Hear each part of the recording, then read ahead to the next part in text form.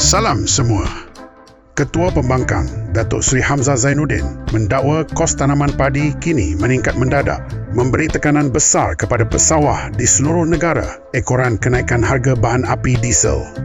Menurut beliau, kos yang sebelum ini sekitar RM2,000 per ekar kini telah melonjak kepada melebihi RM3,000 per ekar, didorong terutamanya oleh kenaikan harga diesel. Semua proses utama bergantung kepada diesel, membajak, menuai dan pam air. Kenaikan harga bahan api memberi kesan langsung kepada kos pengeluaran pesawah, katanya ketika bertemu dengan kumpulan pesawah di Bagan Serai. Hamzah turut membangkitkan isu ketiadaan subsidi bagi jentera pertanian utama di bawah skim sedia ada.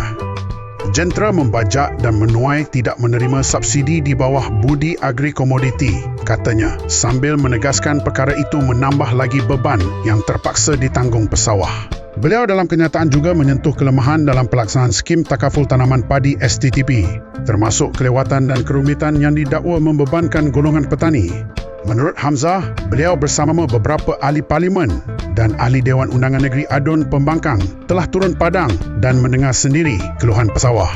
Mereka ni antara golongan rakyat yang paling terkesan dengan kenaikan mendadak harga diesel, katanya. Kenyataan itu hadir ketika isu kenaikan kos sara hidup dan harga bahan api terus menjadi perhatian, dengan sektor pertanian dilihat antara yang paling terdedah kepada tekanan kos operasi.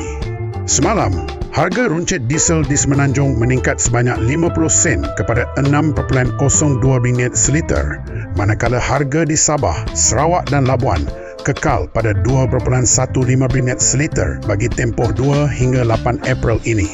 Sekian dulu. Jangan lupa like, share dan subscribe politico.my.